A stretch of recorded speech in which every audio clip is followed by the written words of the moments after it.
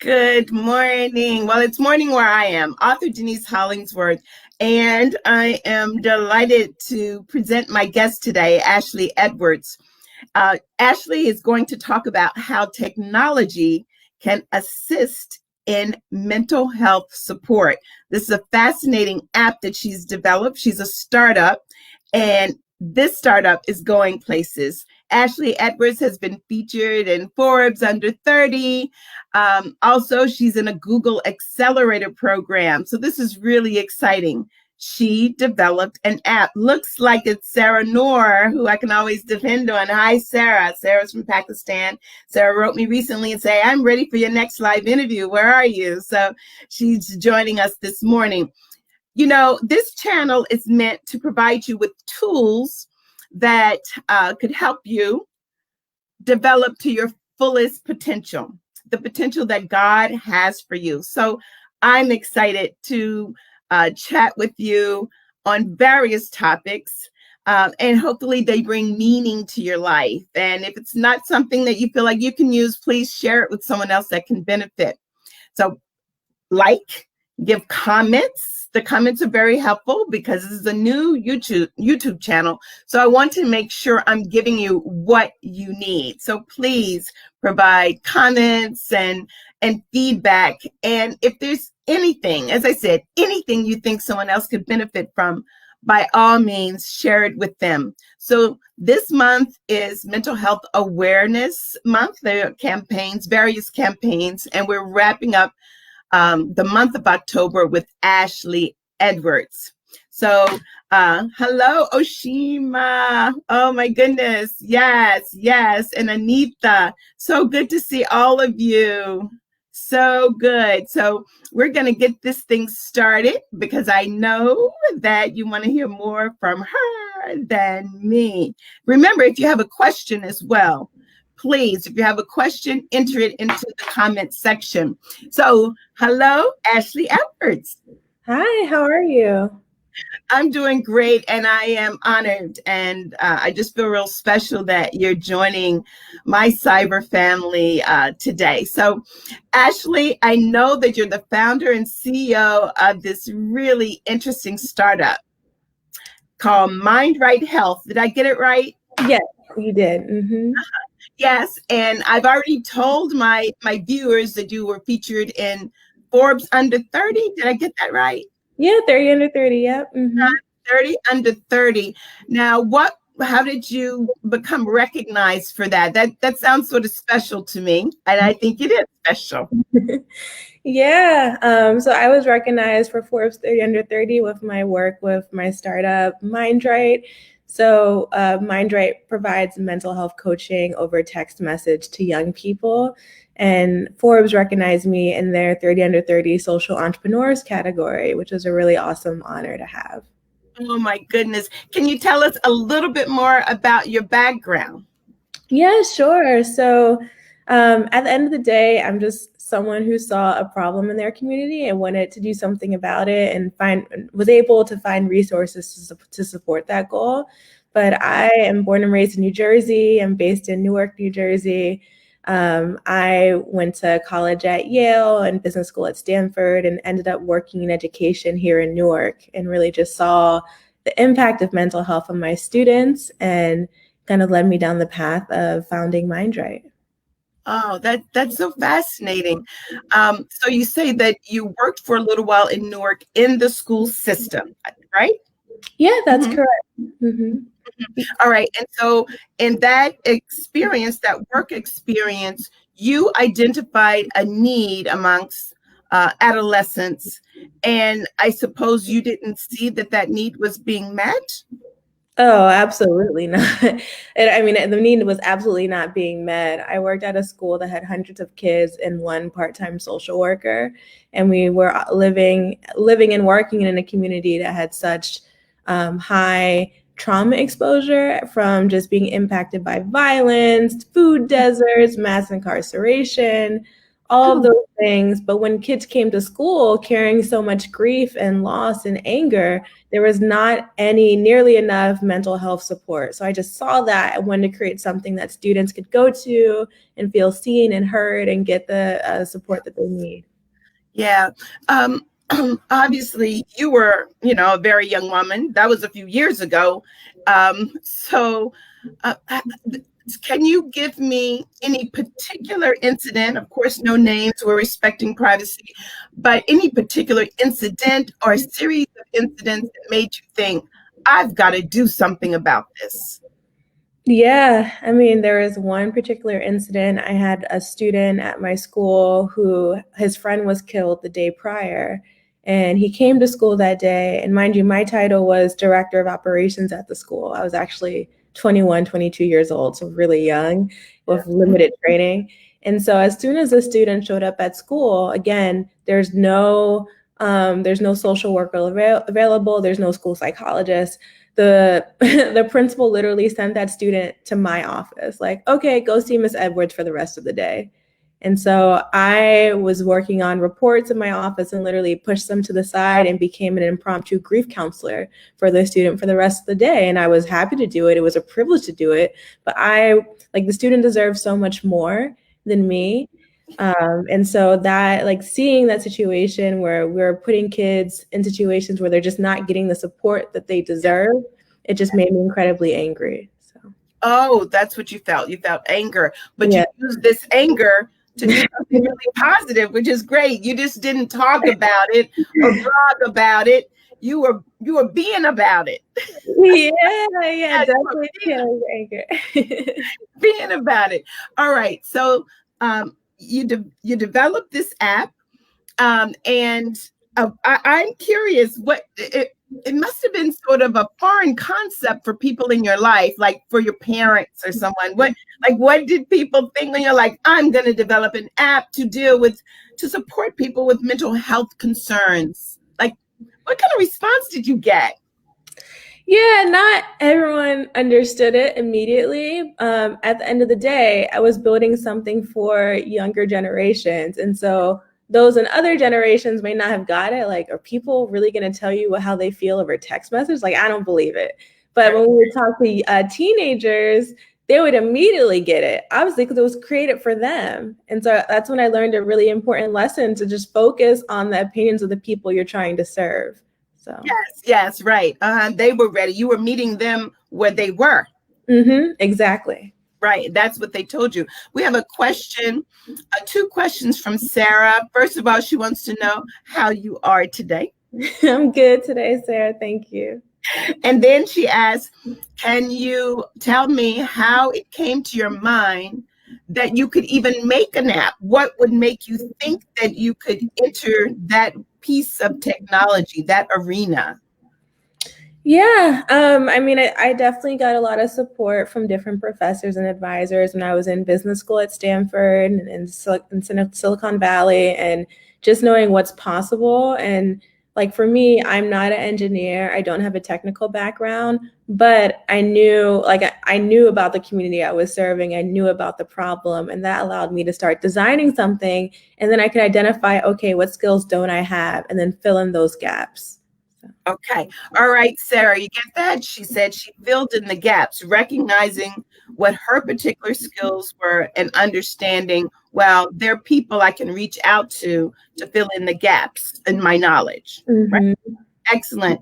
Always the point of reaching out where you feel like you need a resource is really, really important, because otherwise you really will feel, oh, I can't do this, but you can, because there's support out there. Absolutely. So, yeah, so Sarah says, thanks. That was really nice.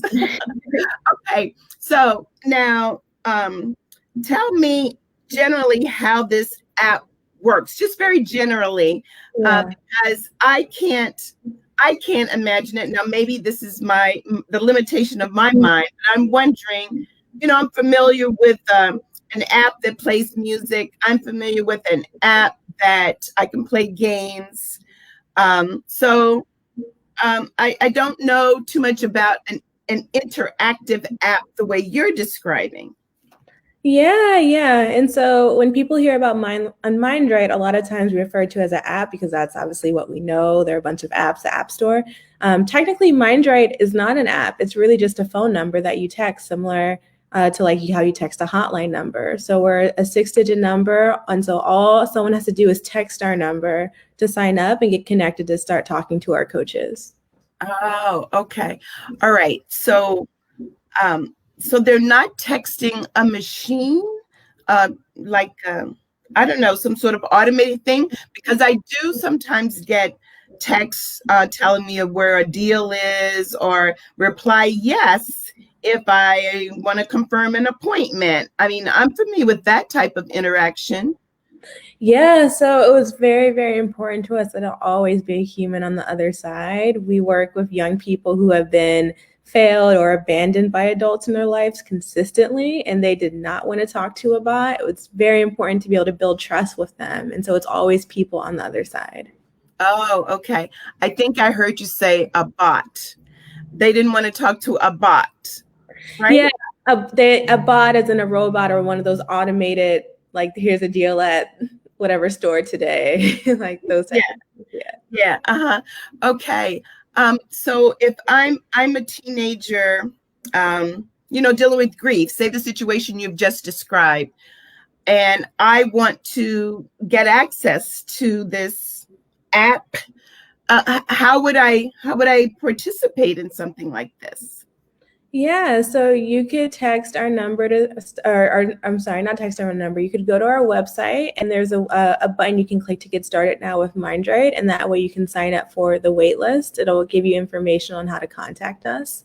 And then very shortly, we're going to be opening up for opportunities for the general public. Since we're a super early startup, we have a small team. We've been doing very small pilots so far that have luckily been successful, but we're going to be opening up soon. So definitely just follow us on our website. Okay, so let me put this in the comments. What's that website, Ash? Mindrite.io. I Okay, did I get it right? MindRight.io, and that'll take them there, right? Yes. Okay, excellent, excellent. So, okay, they have that now. All right, so for the young person who, like, how would I, as a teenager, as a young person, know about this? Is there any other way other than your website?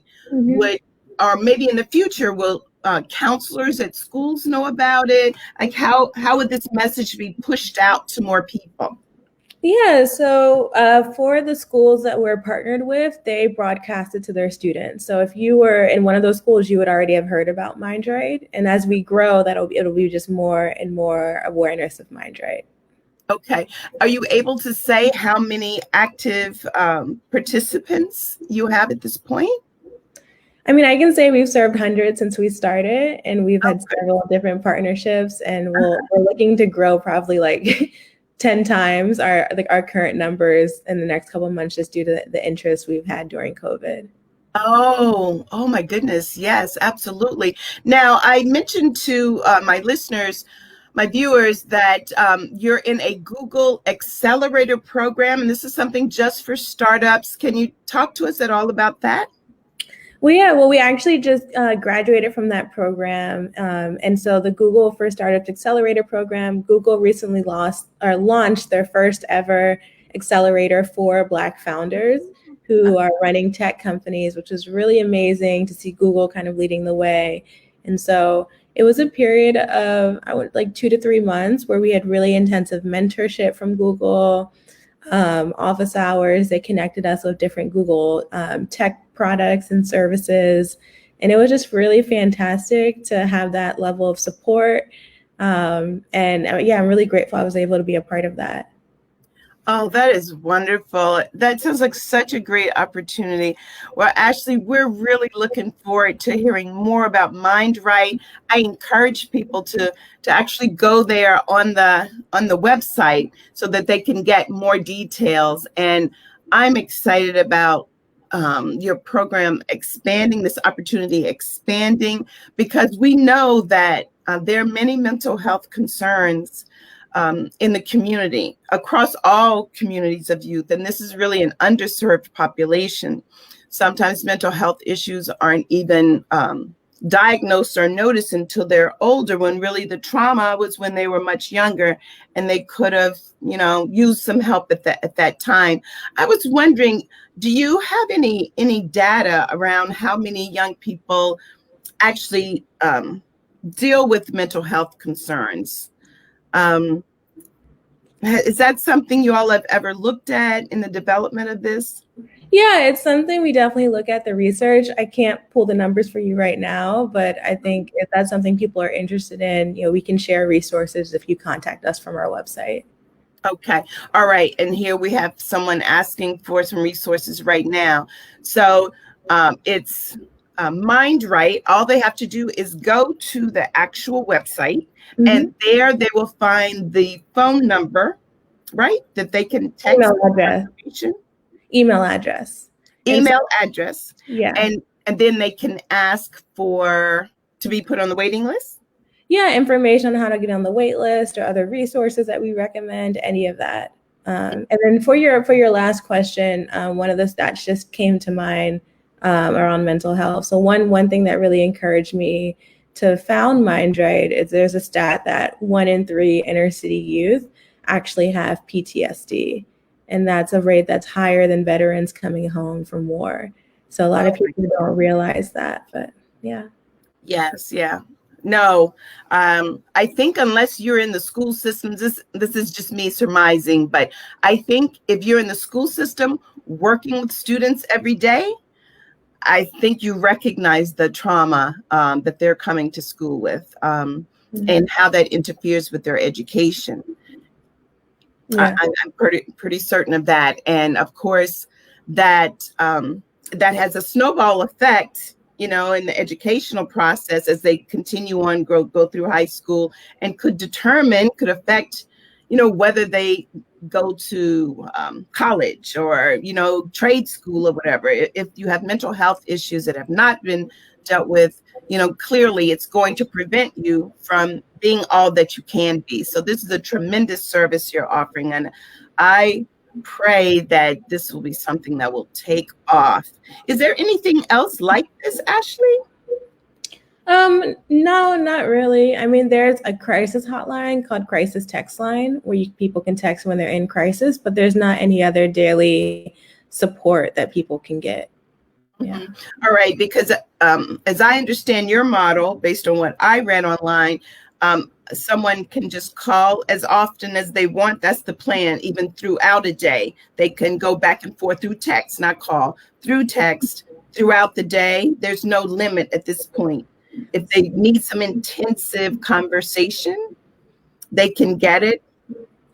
So there's a bit more structure around it. So when you sign up for Mindrite, you then choose a 2-hour coaching session time that you would like to have each day. So if I chose 5 p.m., 5 to 7 p.m., that means every single day, 7 days a week at 5 p.m., my Mindrite coach is texting me and asking me if I want to talk, because it was very important that we're proactive. We're not waiting for people to ask for help because we know how hard it is. So it's a standard time every day that people choose that they can count on to have someone to talk to. Oh, I see. Okay, so the MindRight is proactive, and so if the student, I'll say, if the student writes back, "No, I'm good today," then they just move on. Mm-hmm. Mm-hmm. Yeah. Oh, how interesting. Fascinating. Sounds like you have thought of everything. Let's see. I'm going to take one last question. So when you started this app, did you have any sort of problems? I'm not sure what sort of problems Sarah is referring to here. I don't know if she means technology problems, or privacy issues, confidentiality. I'm sure all of that is taken into account, right? Yeah, all of that's taken into account. We have a really amazing legal team that has helped guide us through all of those challenges. And that's something I recommend every entrepreneur, make sure all your bases are covered and have the right people supporting you. Yes, absolutely. Well, thank you, Ashley. I'm going to let you go, get your day started. I know you're always super busy, and we admire your work. And again, pray for much success. All right. Thank you for sharing some time with me this morning. Thank you. All right. Thank Bye bye. Bye.